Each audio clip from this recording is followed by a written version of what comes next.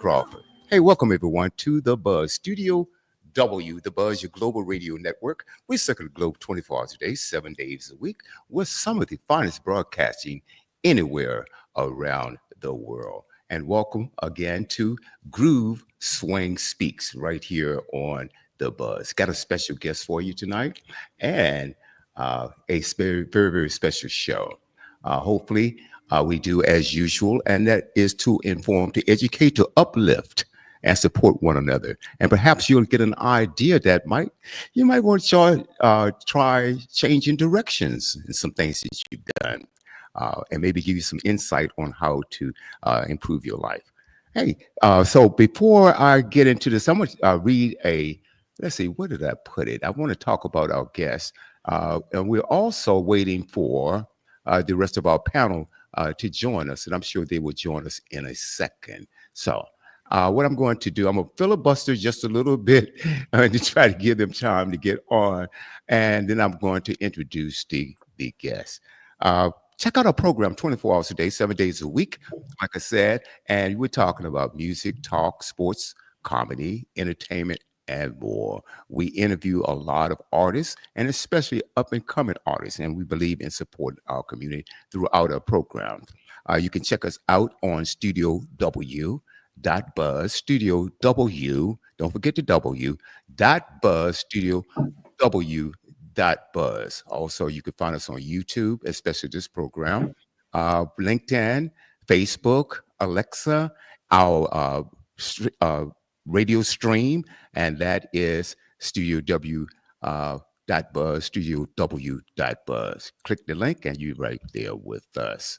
So, tomorrow night, it is Cultural Excellence, and yours truly, I'll be back on with the guys, and we're going to just play some great music, and I may do some interviews tomorrow as well. I have to look at that. So, anyway, without further ado, the panel will join when they can, but I'm going to get started because I am respectful of your time. And let's welcome, that's Nakaya. Hello, Nakaya. Hi, How are you? I'm well. Yourself? I'm great. You were right on time. I was about to, excuse me, I'm going to clear my throat out. Oh, I hate to do this live on air. No, I can't. And let me just swallow. But anyway, I have a special guest tonight. I'm sure you read this brief bio I sent you. Yes. And I'm going to introduce Charise Beckett.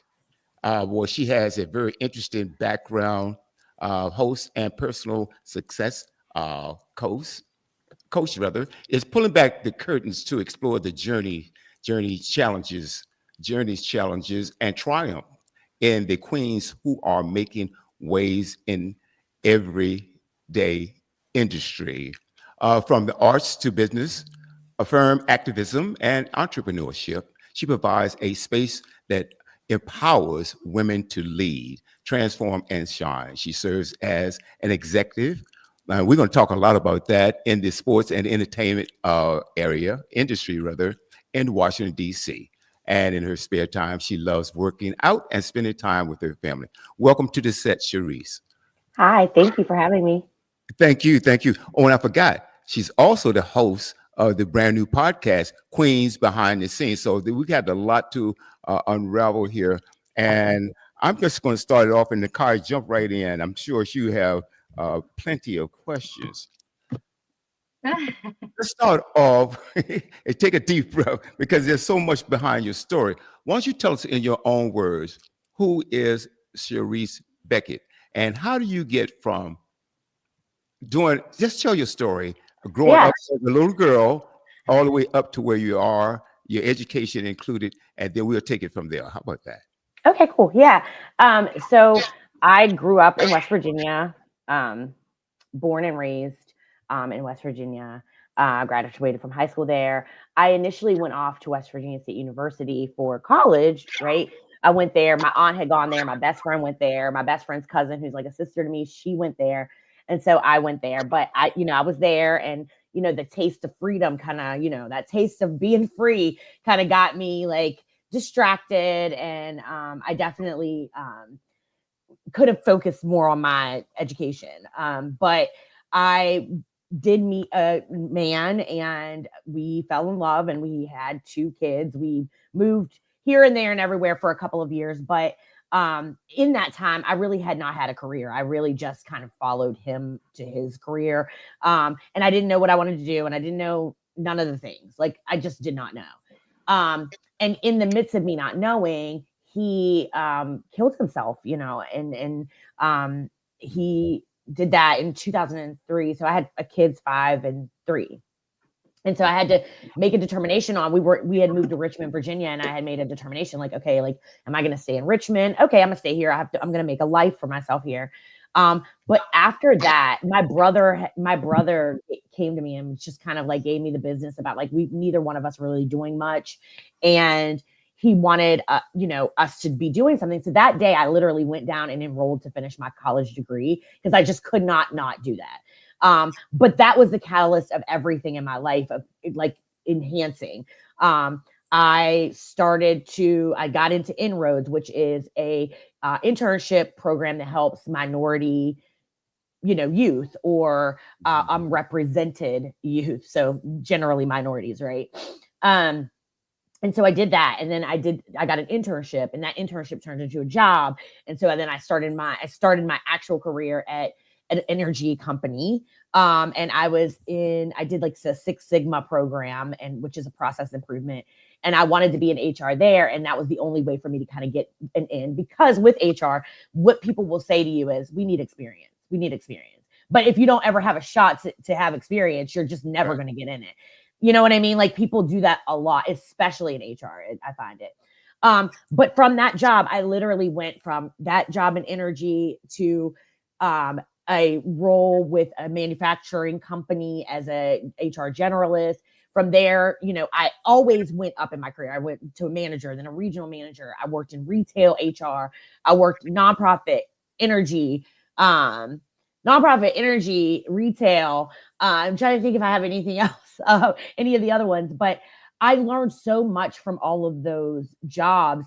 And they were progressively more responsibility, but they were different kind of demographics of people. So you were able to really exercise that muscle of flexibility, being able to have range, to be able to talk to people that are in executive positions all the way to folks who are frontline employees. So that really kind of geared me up to be where I am today. I also, found another chance at love. I'm married. My husband is amazing. We've been married for 15 years this year. So he's great and supportive, and I'm pretty much the luckiest person to be able to have somebody who's like super supportive like that. And we have a blended family. So my husband had 2 kids. I had 2 kids when we got together, and then we have 1 together. So my husband always says we have a basketball team. We have 5 of them. So we have a basketball team. And they're everybody's grown, not even mostly, everybody's grown except for our youngest son just turned 13. And really how I got where I am today was we were in Richmond and my son was graduating from high school, and we were like, okay, if we're going to move, we're going to have to make a move now while the little one's still little and then everybody's gone. How are we going to do that? And we decided that my husband's position, they have the same company in the DC area. So he didn't have to do anything but say, hey, I'm moving. You know what I mean? I'm going to work in Sterling, Virginia. For me, I was like, no, I need to be doing something else. Like I need to be doing something. And I got a job with Planned Parenthood Federation of America. And I started there as an HR leader. I had the most magnificent boss, and our team was amazing. And I was there for 4 years, and that set me up to be like everything. It gets easier every time. Each height gets easier because you're going through something and you're learning, and then you're getting better, and then you're moving through it. And I felt like that's what I did. And this position came up for a vice president. I've been promoted since I've been there. A vice president. This was 3 years ago, for people and culture, which is like a fancy name for HR. For a sports conglomerate. And I was like, I want to try to get this job. I'm going to tell you, I will put myself out there. I'm going to go, if I see it and I want it, I'm going to put myself out there, because the only way you fail is if you don't even try at all, right? Like if you don't try anything at all. And I was like, I may not be qualified. They may not like me, whatever. And I went to the interview and I got a second interview and then I got a panel interview. And I was like, oh my gosh, I am like, it started getting close to like, okay, I think I'm going to get this job. And then when I was asked to come in person, because this was still during kind of like COVID, where people were still kind of inside, interviews was like on Teams and Zoom, nobody would come in anybody's offices. And I got called in to go. And I remember going in the hockey locker room for the Caps and then the locker room for like the basketball players. And I was like, this is where I'm about to be. Like, I'm going to be here. And I got the job. So I got the job and I've been there for 3 years and it's been a rewarding job. I love the team that I've been able to build. I have a wonderful team. We are doing some really fun, strategic, interesting work. And for me, that means a lot to be doing something that's, also that interesting work that we do helps other people. And I think I get something from that, helping other people. Especially around like talent and things like that and like strategy and how talent aligns with like the strategy. So that is where I was. And so for about 3 years since I started my job, I was like, oh, I really would like to do like a podcast. Well, I said, I want to do something called Queens Behind the Scenes. I didn't know what I wanted to do. Couldn't tell you. I knew I wanted to Queens behind the scenes. That's all I knew is that's what I wanted. And I was like, okay, then I was like, oh, I know what I'm going to do. I'm going to have Queens Behind the Scenes. It's going to be a convening space for women to learn from each other in this convening space where we are together. And then I just kind of let it go. I didn't pursue it. And then last year I went to the NBA corporate office and I went there and there was a guest. Well, Stedman was there. So that was pretty cool. I met him, but there was also another gentleman there and he lived in the DC area and asked me for coffee, just to pick my brain about HR things or whatever. And I was in the meeting with him and he said to me, what are you thinking about doing? I was like, I've been thinking about doing this podcast for, Queens Behind the Scenes or something like that. He was like, I would go snatch that domain right now. That is a great idea. You need to get that domain. Literally that day I went and bought the domain. That was this summer.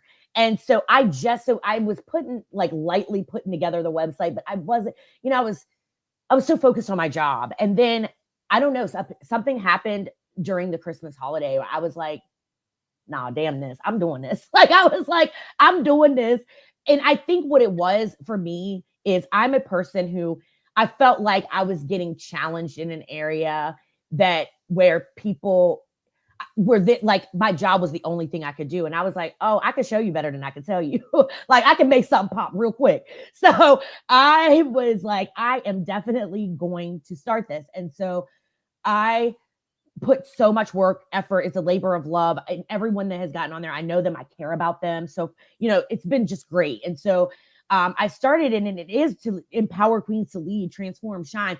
It's also to, like, everything's not picture perfect. What you see on social media is never really right. I just did a post on Instagram today about like perimenopause. Like I was like, literally, I'm hot as hell. And I know women have to understand.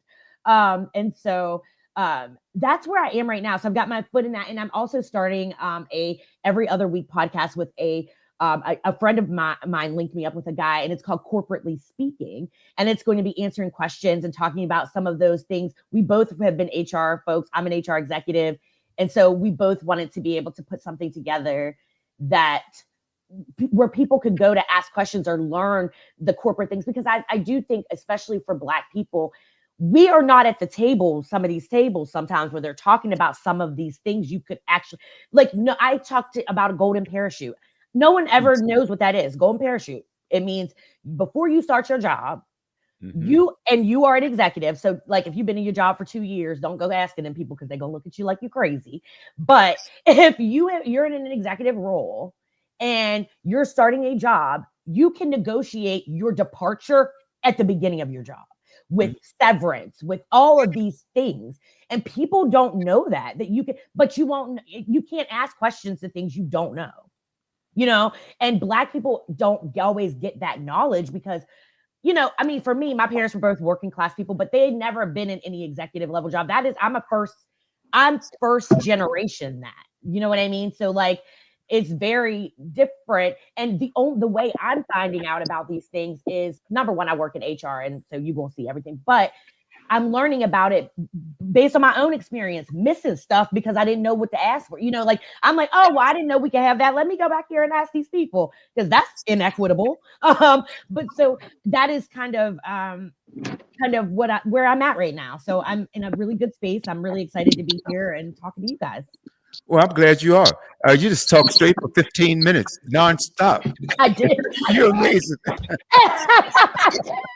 I did. And that's okay. And that's what you're here for. That's what you are here for. So thank you so much. A lot of times the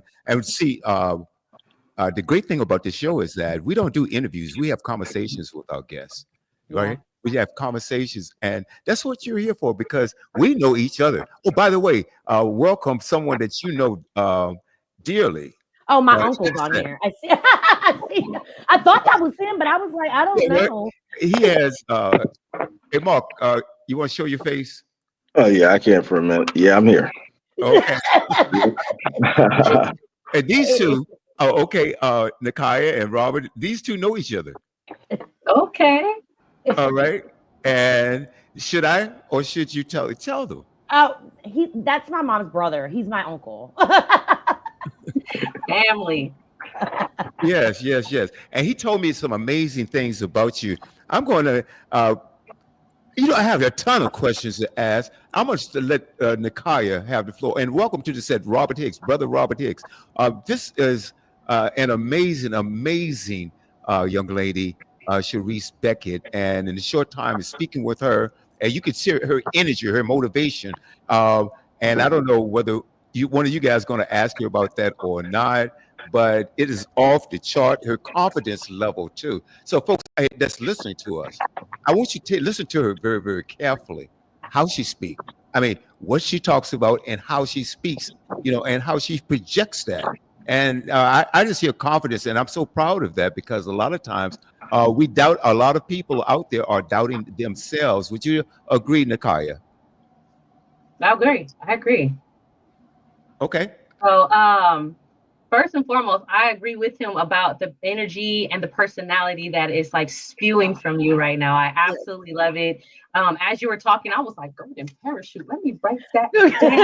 Take some Google this later. Corporately speaking, you'll learn more. And coming from somebody that has been in 12 years of a supervisor position role, I do agree with you that there are certain things in terminology that is said that a lot of people do not know. So, and for you to be like in sport, like kind of like in a sports marketing like industry, like I do have some questions about that because I know it's a competitive field and not a lot of women are in it. So I do want to know, as in an executive competitive field, what challenges have you faced and how did you overcome them?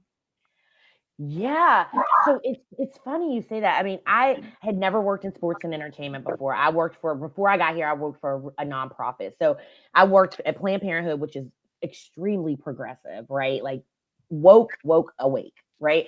And then I'm going to a primarily male dominated industry, not just male dominated, but male dominated on the back, like in the back office, like for where I work, it's male dominated and very white.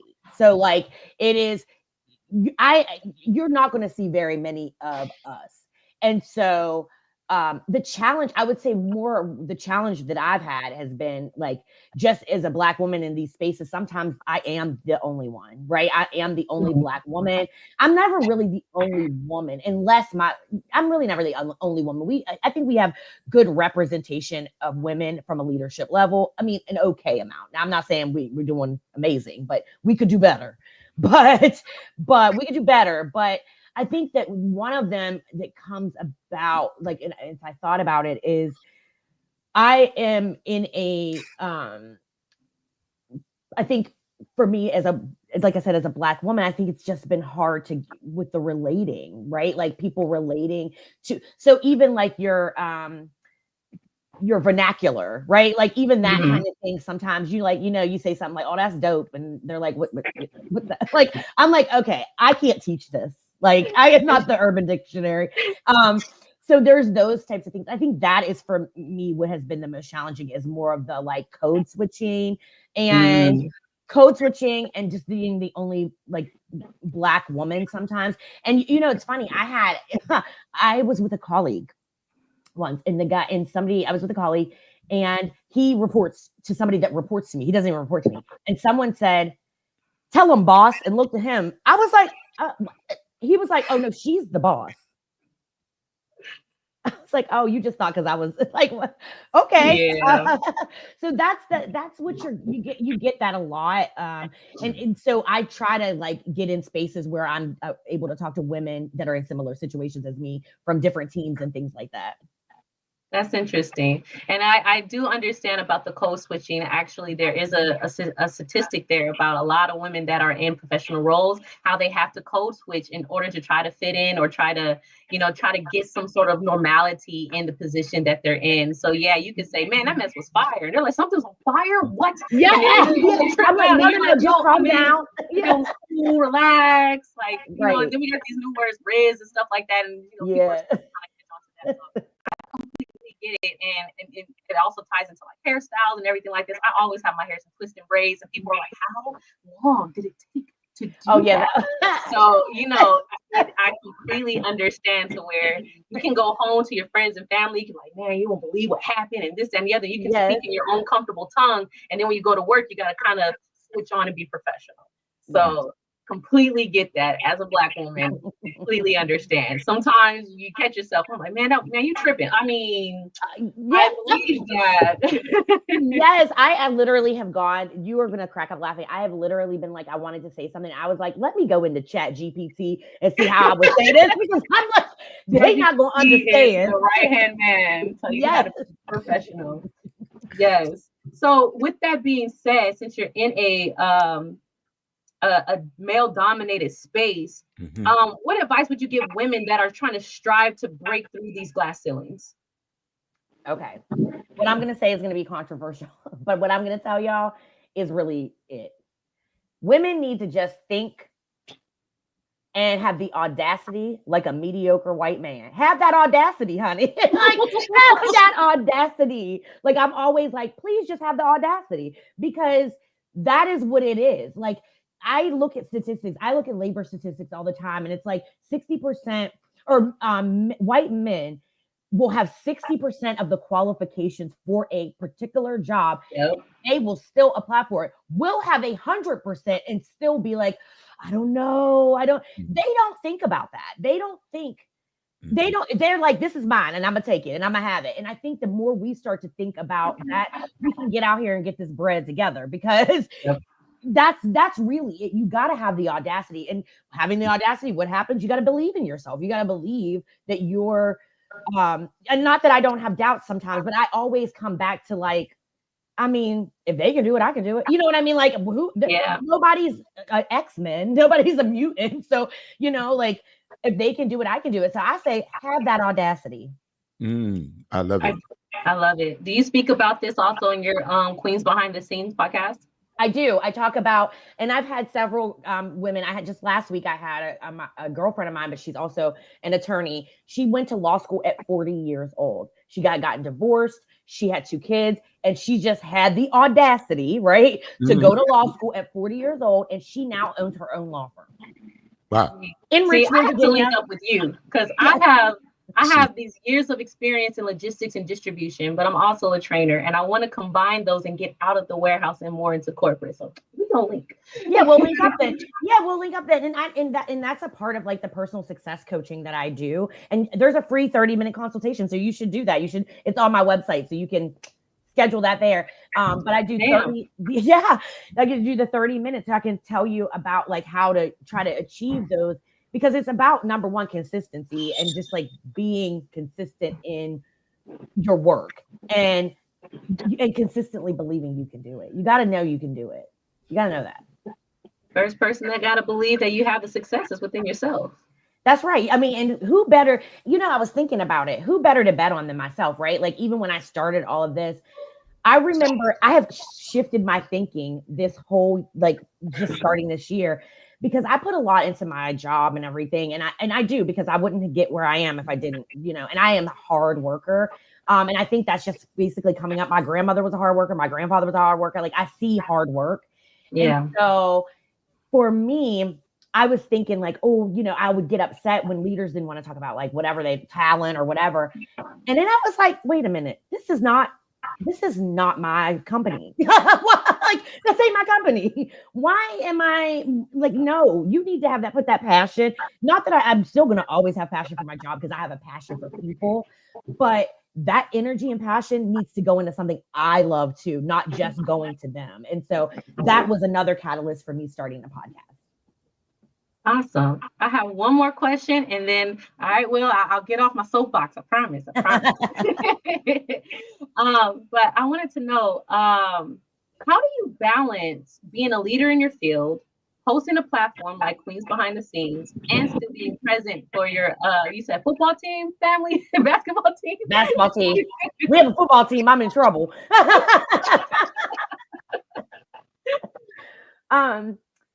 You know what? I have a really good support system. I have to give my husband like the most props ever, because no matter what I have wanted to do, my husband has been a like total supportive person. He's a man that will like wash clothes and does housework. Like, we're making tonight, I'm making butternut squash soup. I was like, okay, the squash is in the oven. Can you please? I put a timer on for him. I was like, I'm going to do this, but he's so supportive. So that's like really one of the main ways I balance it. Also, I make time for things I love. Like, I do make time to work out. I do make time to hang out with my family. I do make time to go to wine tastings and do fun things. And I also am making sure that while I'm doing all the things that outside of my job, like the work that I'm doing for myself is work I love to do. And it doesn't even feel like work. Sometimes I catch myself up and I'm at 2:00 in the morning with an idea for the podcast. I'm on my phone, like, let me put this in the notes just in case I don't want to forget it. And so those are the things, like doing things. And I literally say that on, for February for my podcast is like, it's called Queens, Love Yourself First. And it's all about love and falling back in love with yourself, because you really do have to have that love for yourself. And kind of know what you want and what you will tolerate. I love that. I love that. And they always say that the things that you do, that you're working for, if you love it, then it's not work. It's not work. This is absolutely incredible. I'm loving this. And what I find, Charise, is that your talk tonight and the conversation you're having with us, you have no idea how many people you are motivating that in any direction. And you said something, and you talked about what's the word you use? I said confident. Audacity. It's incredible. It's incredible. I can see you right now as someone who is a born motivational speaker. I don't have no idea. And I love the energy, folks. And this is one of the most important things I want you to take from this broadcast is that you have to go into any situation with confidence, with enthusiasm. She says audacity. Okay, that's cool. That's cool too. Yeah, have that audacity. Yeah.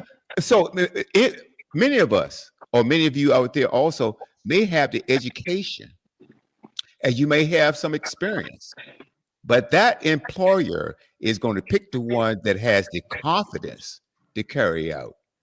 And if you show that, they pick up on it. I mean, if your vibe is right, Robert, I want you to take over right now. Let's see. I can't believe we have 1/2 hour left going to show. Charise, okay. We might go over a few minutes. Okay, not long. I'm not going to keep you long in respect for your time. But you have to promise us to come back. I will come back. Because you have so much to say, and you are a motivational person.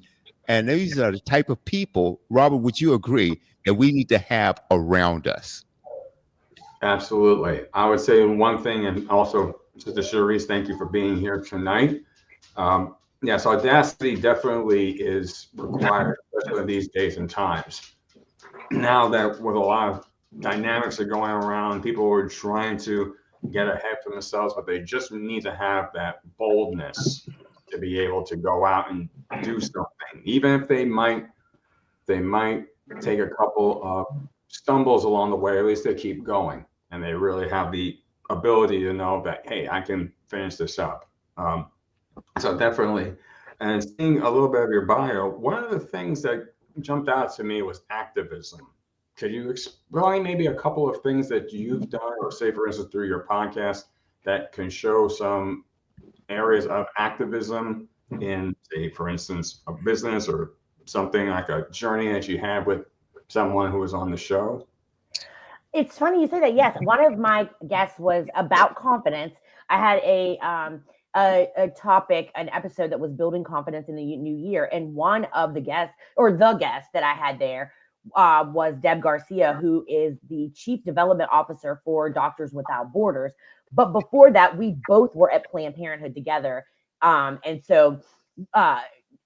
What the reason I had her on the show is because who better to have confidence? She has the most confidence of any woman I have ever met. And she's from Trinidad. She's an immigrant, and she just really brought the energy. I loved her episode. I love all of their episodes, but she really bought, and she's very confident. And we both came from, she's still in the purpose work field. I have gotten out of that field. And she's working with Doctors Without Borders now. And so when I talk about activism, I used to be on the board for the Richmond National Organization for Women.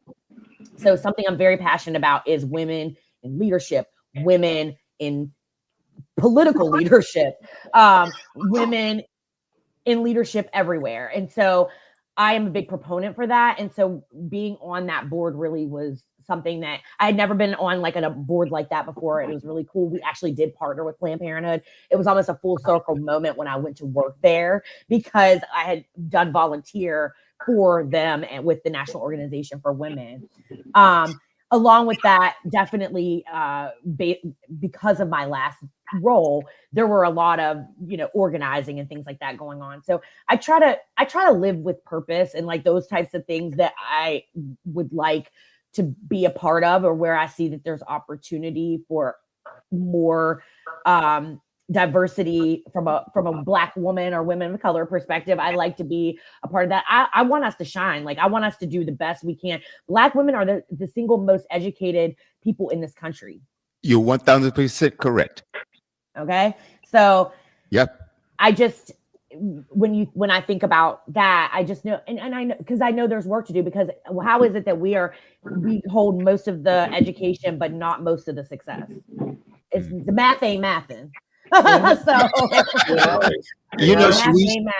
Charise, you stole my line, because I was getting ready to talk about the most educated demographic in the United States is Black women. Yep. Hands down, no question about it. No question about it. But we keep going to get more degrees. Like, so that's the thing, is like we paying all this money and keep getting all these degrees, but it's really not getting us to the promised land. You know what I mean? It's not getting us to where we need to take us. And that's what I think I try to help with, is like someone who's been there. And I had someone ask me, like, how are you a personal success coach? Like, what is your background? Well, number one, my master's degree, I have it in organization development, and I am a literal coach. But also, I have two of our children who had lost their dad at a very young age. They're both, one is a nurse practitioner and one is in sales and doing very well. I raised success, so I know what it is. I know how to give people success. I hear that. Well, they have your DNA. That's that DNA. And folks, I don't want to understate that. Let's go to Mark also, but this cannot be understated. Confidence, how do you get confidence? Before we go to your uncle Mark, okay, that was a faux pas. I didn't want to, even though we already established that you guys are family, right? Yeah, I don't mind. I don't care. we don't either. And I want to thank uncle. And I want to thank Mark for introducing us to you, because that's the whole purpose of this program. The panelists will agree, because what you're talking about is what we talk about. And we bring on all types of professionals. They can be builders, they can be educators, they could be in the medical field. We also talk about mental health and things of that nature. There's so much that our community needs to talk about. And we've been fortunate, and Robert put up something earlier. Good evening, everyone. Welcome to episode 50 of Groove Swing Speaks. So we're fairly new also with this broadcast. And Queens behind the scenes, I've checked out a little bit of it, and it's fascinating. You've had some fascinating guests. And what we try to bring on this show is the best of the best, and you certainly fit that. with the ability to whatever field you're in. You know, like I mentioned those before. I've got one question before we pass it over to Mark. How do you? Because I do the same thing sometimes. I have doubt. Many people don't sometimes. And how do I overcome it? How do you keep that energy? You talk about working out. I don't know. It could be also a great diet, a great environment. You mentioned the support from your husband. Yeah. And all of us have doubts somewhere sometimes. Some linger on to those doubts which cripple them. Mm-hmm. Or Yeah. could cripple any of us, right? How do you keep yourself motivated? Wow, it's funny because whatever I'm doing, I'm loving doing it. So that motivates me to do it and get excited about it and have a passion for it. I try not to really do things I don't have a passion for. Of course, we all have to do some things we don't have a passion for. But I mean, it's just the way it works. But I try to have the passion, but I stay motivated. I think a couple things I do. I meditate every morning and every night. I do it. It's a routine for me. I only do it but I also have anxiety. So I cannot be meditate. My meditation coach from where I went and got my yoga certification. I'm certified in yoga as well. I went to her and she said, yeah, I did a 8-hour meditation. I said, who? What? I said, that's not meditation. That's sleep. You went to sleep. Okay. Because ain't no way you meditated for no darn 8 hours. So, but she said she did. I do like 5 minutes. Have you thought about stand-up comedy also? I know I am funny. I know that now that is hereditary. That is hereditary. But yes, I do the meditation and I do it morning and night, a nighttime and a morning time meditation. Oh man. I'm always checking in with myself. How am I feeling? How do I feel? I'm taking the techniques of things I've learned along the way to make my life just a little bit better and a little bit more peaceful, right? Like I learned meditation and I learned coaching and I learned all these things. And I'm just trying to utilize the ROI. For me is not always a tangible ROI. The ROI for me is sometimes like, oh, I have a peaceful life and I actually love my life and my husband and my kids and everything is great. But I do have levels of doubt sometimes. I'm a human, right? Like even starting the podcast, I was like, oh my gosh, what if nobody listens to it but my mom? Because I know she's gonna listen. But I was like, what if nobody listens but my mom? And then I was like, you know what? Who cares? Like somebody will listen to it. Like who cares? I am not gonna die without saying that I never did this, and I'm going to do it. And then I was like, not only am I going to do it, it's going to be successful, and I'm going to make it successful. Because I'm going to put the work into it, and I'm going to do it. And I busted my butt trying to get all of that together for the podcast. But staying motivated for me is about just having the support. Like you said, I have a healthy household. I don't have a household that's in disarray or confusion. I'm not, that's just not my testimony. My husband and I provide a really well-balanced house for our family. And we try to be,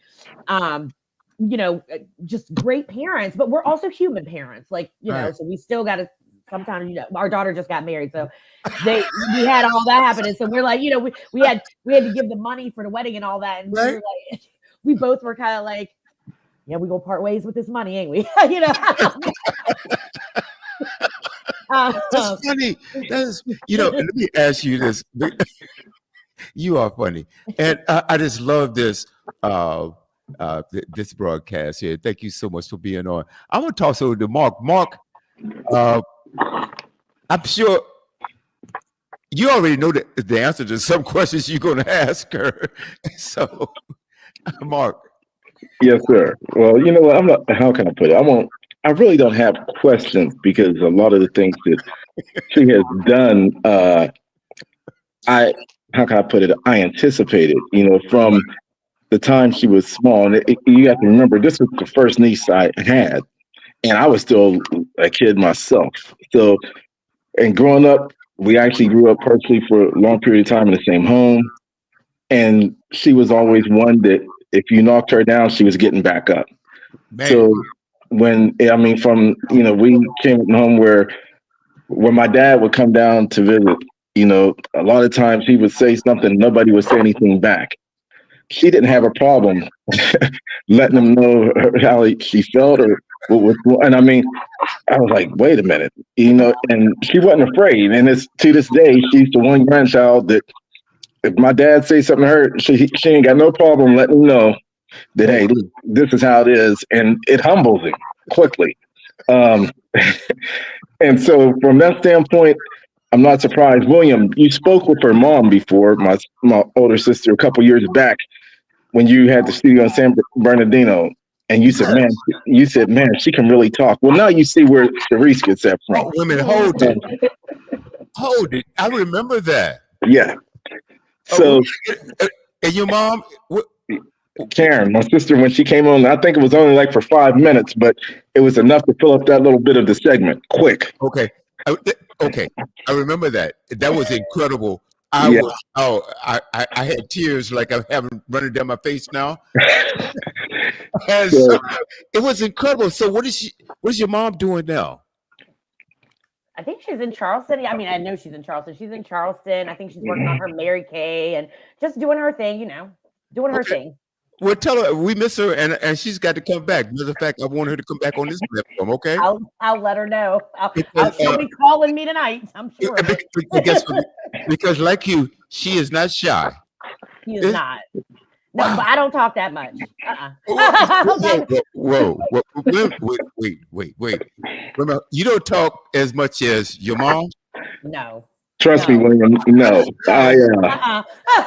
No, not at all. You know, to be honest, when it comes to that, I'm probably the most mellow one of everybody. Man, then, you know, they consider me to be the laid back one, and that's cool. I'm fine with that because they can speak enough for me for a long period of time. I don't.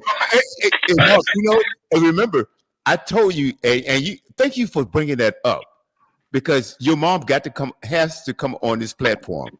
You tell her she's been summoned. I will let her know. She will come. Listen, if it's talking, she ain't gonna have no problem with it. When I gotta be there, is what she gonna say. You mean double trouble? Yes, double trouble. Okay, then we might have to go 90 minutes, guys. Because I can't believe we only have 17 minutes left to go. Again, you're incredible. Who? Okay, yep, I see where she get it from. I'm getting ready to ask a question that's already been answered. You got your motivation from your mom, huh? Yeah. Yeah, I mean, I think from her, but then, I mean, definitely from my mom. I will say my mom has been really is a supportive person. I went into the world when I went to college. I went into college thinking, like, my mom would always say, they don't make them no better than mine. So I always approached life. I approached life like that. Like, oh, well, yeah, she's right. They don't make them no better than hers.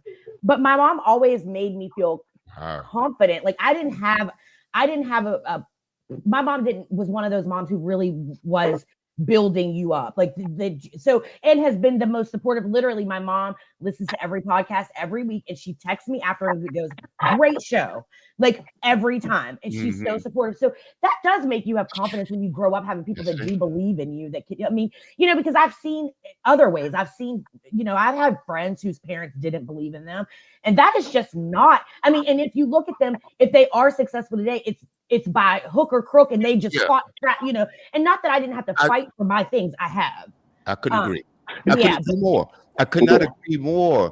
It's that they just ignored it somehow. In the Kaya, I want you to jump right in, because what we provide information, right? We bring on guests week by week, right? And the information is great information. I want you to address. I'm sure you have a ton of your own questions here. But William, I'm sorry, William, if you can for a second, if I could cut in this for 1 second, before you give me 20 seconds, real quick. One thing I'm going to say is that, I was always one. I wasn't afraid of a challenge. I mean, I left home at 17, went to Richmond, and I was confident myself that I was not going back home. I said, it ain't going to happen. I'm going to do what I got to do. And I still have that mindset. But the one thing I would say, in Charise's case, I've seen her challenge adversity where a lot of people, and I'll be honest, man or woman, I don't know if they would have made it. and she took it head on like it was nothing. The one thing that was funny is when she got the current position she has, I had no doubt that she couldn't do the job. But I was like, how did that happen? How did you do that? And I had to sit back and think and realize that, all my nieces and nephews, I'll be honest, and I have confidence in all of them, but she is the one that if there's a challenge, she goes straight at it. She's one of those ones you're just going to have to get the best of me because I can't see it happening. Mm-hmm. And she's been like that from the day we brought her home. So, and that's the best way you conquer fear. You don't run away from it. No. You come charging at it. For sure. I do. I mean, and that's the thing is like what I realize for people is that it's in you. You can build the muscle for it though. Like you can build a muscle for that if you're focused, right? But for me, it is in me, like something like where I'm like, I know that my husband's friend, he has a friend, it's like, I feel like you always have a chip on your shoulder. And I'm like, I don't have a chip on my shoulder. I don't have a chip on my shoulder. I'm just going to execute. Period. Like you're never going to I will never do anything raggedy. I will never do anything half. No, I'm doing it the right way, the way I want to do it. And I'm going to face the challenge because I've gotten, you know what it is? I've gotten rewards from it. So you see that you're like, oh shoot, well, let me continue. So once your life gets to a certain air, you're like, I can do this. But I will tell you, there are people that will try to dim your light. Oh, they are out there. Right. They are out there and they will try to dim your light. And then you're like, wait a minute, because that has happened to me. And at first, a young Charise was like, why don't they like me? Or why would anybody want to, 45 and I don't know, 3, my birthday's in a week or 2. In a week? It's a week. Happy birthday. Yes. Do I need to put a Stevie Wonder here real quick? No, you don't. But I got a question real quick. Let me jump in. Ask a question. Have you witnessed? We know it's there. I know it's there. Have you witnessed that in your quest and your journey? And the term that I'm looking at, misogyny. Oh God, yeah. I mean, I work in sports. I work in sports. Misogyny, but they don't look at it as a misogyny. Like they wrap it up in a bow and call it something else. Come on now. But it's definitely misogyny. Like we're stupid, huh? Yeah, right. Yeah, but it's definitely there's misogyny. I mean, yeah. I mean, it's just the way of until we can make significant changes with more women in leadership roles in sports, then there will continue to be a level of misogyny. And another thing is that a lot of what people don't understand about sports teams, a lot of them are family owned. And so a lot of times they're running them like family owned businesses, but you can't continue to be you can't be a sports conglomerate and run a popsicle stand. So you got to get infrastructure and things. And so I think that once we have, and not my company in particular, I'm talking about sports as a whole, once there are more women in these leadership roles that are owners and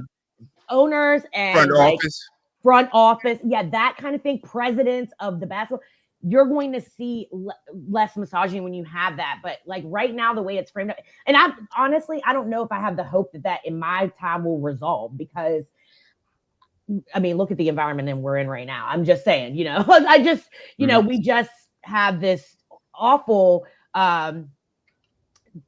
circumstance that happened on Monday outside of Martin Luther King. So I think the environment that we are in right now is going to make women rise up and stand up and start to activate, because we are losing rights. And so if we're losing that from the government and on the outside, the organizational stuff is only going to get worse unless we do activate. Absolutely. Because the government, as it stands right now, has been lax on, which is a bad term. It lacks doing nothing as far as corporate greed and things. Oh yeah, corporate greed. Yeah, no, they don't do anything. But I mean, because most of them own a business, or have stock in a business.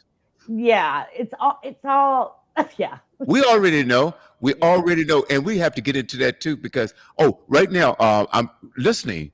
Right now, I've got the host of the Studio W Sports page, listen to you right now. He's sitting to the right of me. And I'm just wondering, Charise Beckett, meet Charise Beckett. You can turn on mic 2. Is it 2? Yeah, mic 2. And I think that one, I don't know, test it out, if you will. Hello. Yes, that's E. Scott Brown. He's the host of the Studio W Sports page, and they come on Saturdays, 6 p.m. No, 3 p.m. on the East, and and noon on the West. And someone you also know that is one of the hosts on that show. That's your uncle, Mark Daniels. Yeah, I know. I listened to it one And time. I'm just going to, I'm just going to jump in a little bit and invite you to come on the sports page at your convenience, because I know you're a busy woman. Because before I pass it back over to Nakaya, I was asking you to tell me about the sports teams that you are involved with. Yeah. Can you tell them a little bit about that, a little bit in your involvement? Yeah. So I am the senior vice president of people and culture for Monumental Sports and Entertainment. So we are the company that owns the corporation that owns the Washington Wizards, the Washington Capitals, go Caps, and the Washington Mystics, so the WNBA team. So we have an NBA team, WNBA, NHL. Mm-hmm. We also have esports. We have a network. And so I'm the senior vice president for that, the larger of the organization. Okay. So, Mr. Brown, is it okay that I invite her on your show? Oh, absolutely. Absolutely. So we're gonna get together. You and I will talk, okay? And then we'll set it up. And Mark is also these cats are brilliant. They are brilliant. You got Mark Daniels. You got E. Scott Brown, email Scott Brown. Who else do we have? Romar and Kevin Harris. These cats are some of the best in the business. I will rival them against ESPN, NBC, ABC, Fox, and just bring it on. These cats, and they don't have any producer in their ear feeding them information. I mean, they just have it. It's just great. All right. So, is that a date? I'm down. Just let me know. I love it. Absolutely. Nakaya, let me step out of the way because we only have a few minutes left. Nakaya? This whole podcast has been amazing. Just sitting back and just learning from you, exuding, and I feel like there's an energy transfer. You exude so much like of a optimistic, ambitious, headstrong personality. You have so much confidence in you. I love the fact that you meditate in the morning and at night. It's something I'm trying to include into myself and do more than 5 minutes, maybe like a good 10 minutes, study my Bible, pray, and then go into my day. There was something that you mentioned about like just also it title on it went along the ties of self-talk. And I think that a lot of women don't understand how big that is, because your thought becomes a process and it becomes your actions. And there is a book that I was reading by Rachel Rogers, and it was called How to Plan Your Year Like a Millionaire. And she says that it's called mind trash. And a lot of that ties into, first of all, just how we state our sentences. So if you have a goal and you say, I plan to host a fundraiser and I hope to get 20 people. And it's like, you're already setting yourself for failure because you're hoping and you're wishing and you got to say, I am planning or I am conducting a fundraiser. I am going to sell 20 events and they're going to enjoy it and it's going to be successful. You have to say, pretty much vision it happening, and then pretty much everything will also fall in place. So I feel like that is something that you do. For everyone that says that you're headstrong and you may be too much and this, that, nah, screw all of that. Yeah. You have a vision and you went for it. And that's why you're in the position that you're in today, especially when you're hosting a podcast to teach queens how to do it the same way. So I commend you. Thank you so much. I mean, and that self-talk is so important. I got to tell you, and it's a learned process, right? Because we are, especially women, we are groomed at a young age to be nice and to be, oh, you be a nice girl. And, that leads us into some type of insecurity, and also like acting as if a man is the only reason to do anything. Like it traps you into a bubble. It does. And I talk about that, especially Black women. We get put into bubbles or boxes all the time. We get put into boxes all the time. And I do say my daughter is also talked about self-talk too, because How old is she? She's 26. Okay. Yeah. And she said to me one day, I was like, oh my gosh, I really need to I'm fat or something. I said, which I am teeny tiny, but I was like, I need to lose weight or whatever. And my daughter was like, Mom, you need to talk nicer to yourself. Just the way you talk nice to yourself about your goals, you need to talk nice to yourself about your body. And I was like, you're right. Like, I couldn't even argue with her because she was so right. Because I do it with business. I'm always like, I have taken out those words of like, if I can do this, no, I'm going to do this. And then these, like, not if, what's the if? I'm holding the ticket. If ain't even an option. You know what I mean? Like, if is just not the option. The option is I'm gonna do this. And then that's what's gonna happen. So I do think that self-talk is so important. It is actually one of the most, self-talk and consistency and whatever you're doing are like two hand in hand, because those are what do set you up for success, to manifest what you want. That's right. And I think that's very important, especially when you're in a male-dominated field, because like William was just talking about, like I in there. And it's not even just that, like you got to deal with gender bias. You got to deal with pay gap. You got to deal with lack of representation and misrepresentation. So like, it's a lot that you have to do. And sometimes it's not even, the self-talk can also stem from the judgment that may be coming towards your way. Like I've been in some male-dominated positions, and you got when I'm like, oh, I'm surprised, like you're not, cleaning, or oh, you're sweeping, you can sweep my place too, ha ha ha. And you're kind of like, like, are you kidding me? Yeah, like it kind of makes you think like, dang, like you don't think that I'm more than what my resume says, than what I can present to you. My presentations and meetings don't mean nothing. My reviews and my vernacular, none of that means anything to you. I can just click. That's great. But sometimes that can deter a lot of women from wanting to excel in higher positions, because they feel that already they're defeated. I can't do it. He's not going to choose me because he already looks at me as this. Instead of saying, regardless of what he says, that's his perspective. That's not me. Yeah. I'm still going to go for it anyway. I'm going to still go for that HR position. I'm still going to go for that executive position and prove them wrong. Yeah. That's it. Consistency has always been key.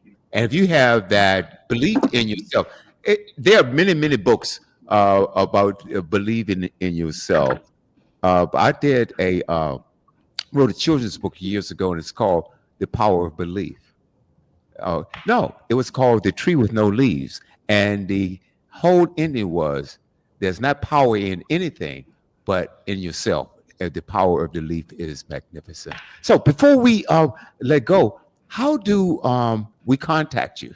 Yes. So to do the 30-minute free consultation, you could go to my website at www.queensbehindthescenes.com.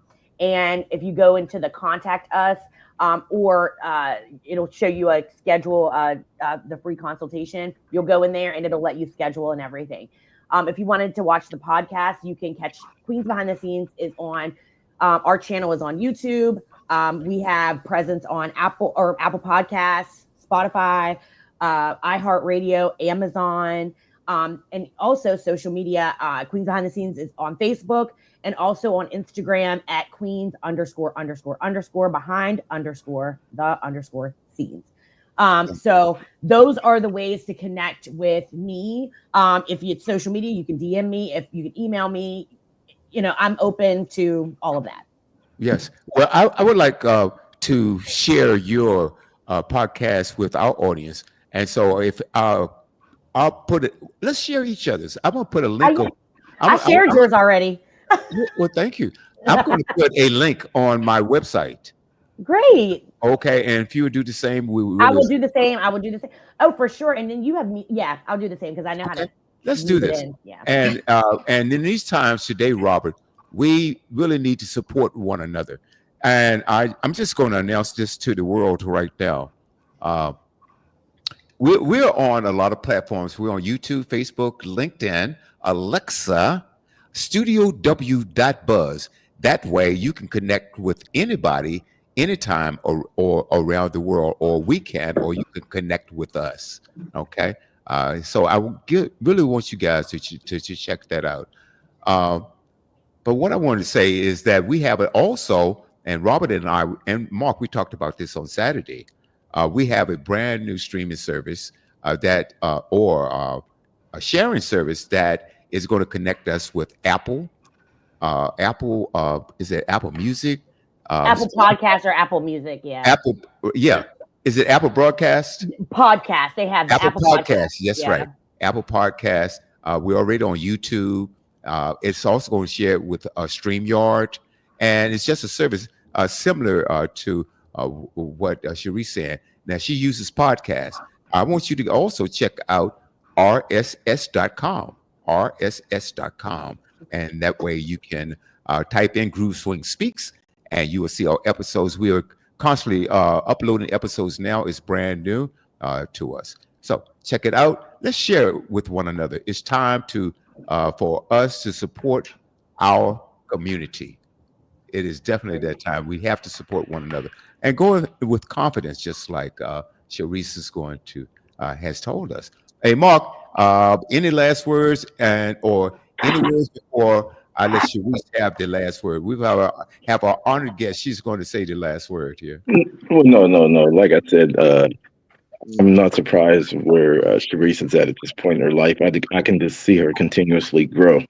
Like I said before, she's not one that you're going to keep down, and you're definitely not going to get her in a debate. I am. Were you in a debate class in college? I was. You can debate. I sure was. I don't know. My school has won the state champion for like 40 years. Like wow. No joke. And what school is that? Wheeling Park High School in Wheeling, West Virginia. Wow. Yeah. Wow. Hey, Mark. Incredible. Yes. So like I said, all I can say is I'm extremely proud, and I like I said, I'm not surprised. It got to a point, like I said, where I knew that all my nieces and nephews, the one that was not going to be held back, but definitely was Charise wasn't going to let it happen. And it's kind of like I said, it's special because, like I said, she was, of course, we grew up basically in the same home, not too far off in age, and I've only seen growth, and it makes me very proud. Hey, I look here. I am also proud of her, and I just met her. Thank you. Charise, any last words? Just thank you guys for having me. I really appreciate it. Like I said, if you want to connect with Queens Behind the Scenes, www.queensbehindthescenes.com. On Instagram, on Facebook, we have a presence. YouTube, Amazon, Apple Podcasts, iHeartRadio. I forgot that one before. But yes, connect. I'm happy to help people. And there is the free 30-minute consult for the coaching, the success coaching, which is I'm bringing all the tools in the toolbox. So if you want to be doing that, yep, I got you. So thank you so much for having me. Yes. It looked like Nakai wanted to say something. Oh no, I was letting her know I'm gonna do that 30-minute consultation. I was doing that. Yeah, we're together. So, yeah, I'm on there and I'm scheduled. Oh, wow. It was a black woman. It was a black woman thing. I knew it was a black woman thing. See, yeah, that was our I got you. All right, hold on one second. The vernacular, that insider thing. Hold on, Scott. Did you? Okay. Oh yes. I just want to remind Mark and Dad that next week the Studio W Sports page will not be aired. That's the week I'm gonna have to miss. Okay, all right. We're not gonna be there, but the following weekend we're starting at 2:30 because I have a special Royal Rumble Fallout segment because I have my wrestling guru, Miss Krishana Freeman, that's going to be on with us. All right. Actually, she's going to be in the studio. In studio? She will be in the studio. Okay. Hey guys, if you love sports, check out the sports page, the studio. Charise, you will love this. As a matter of fact, we're going to have you on, okay? The Studio W sports page. Like I said before, these guys are incredible. That's E. Scott, that's Mark Daniels, Romar Smith, and Kevin Harris. Incredible, incredible show. If you follow sports, you just want to follow these guys. Hey, and Saturday's going to be special because you know why, Dad? Why is that? Because unlike what Mark said, my Eagles are going to the Super Bowl. Fly, Eagles fly. Okay. Fly, Eagles fly. Okay. Just as a side note, I can't stand the Eagles.